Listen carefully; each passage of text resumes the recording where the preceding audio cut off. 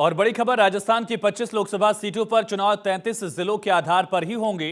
राजस्थान में 50 जिले हैं, लेकिन पिछले दिनों हुए विधानसभा चुनाव 33 जिलों के आधार पर हुए थे।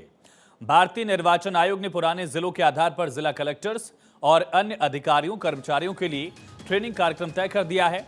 अफसरों और कर्मचारियों को 3 अलग अलग चरणों में चुनाव की ट्रेनिंग दी जाएगी।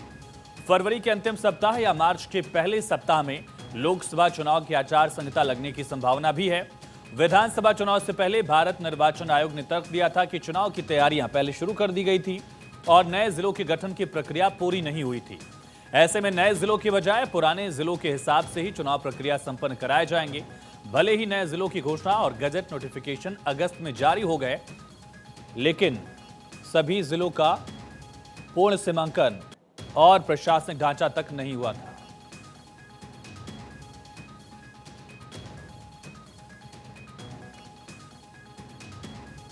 तो चुनाव आयोग ने तर्क दिया था, विधानसभा चुनाव 33 जिलों के आधार पर हुए थे। तो राजस्थान की 25 लोकसभा सीटों पर चुनाव 33 जिलों के आधार पर ही होंगे। राजस्थान में 50 जिले हैं, लेकिन पिछले दिनों हुए विधानसभा चुनाव 33 जिलों के आधार पर हुए थे। भारतीय निर्वाचन आयोग ने पुराने जिलों के आधार पर जिला कलेक्टर्स और अन्य अधिकारियों कर्मचारियों के लिए ट्रेनिंग कार्यक्रम तय कर दिया है।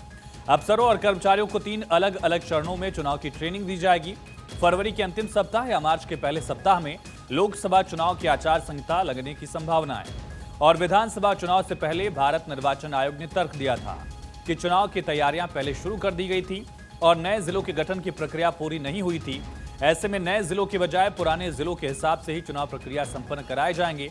भले ही नए जिलों की घोषणा और गजट नोटिफिकेशन अगस्त में जारी हो गए, लेकिन सभी जिलों का पूर्ण सीमांकन और प्रशासनिक ढांचा तक तैयार नहीं था। इस वजह से पुराने जिलों के हिसाब से विधानसभा चुनाव की प्रक्रिया संपन्न कराई गई थी।